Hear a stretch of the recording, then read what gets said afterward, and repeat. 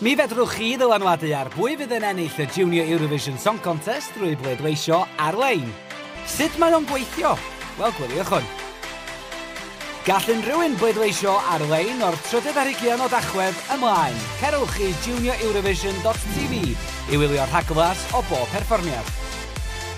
Ar ôl i chi wylio, fedrwch chi bleidleisio dros 3, 4 neu 5 o choff ganeuon. Gallwch gefnogi manw drwy bleidleisio dros Gymru. Bydd y bleidlais yn cael toc cyn y rhaglen fyw ar y 15 o Dachwedd.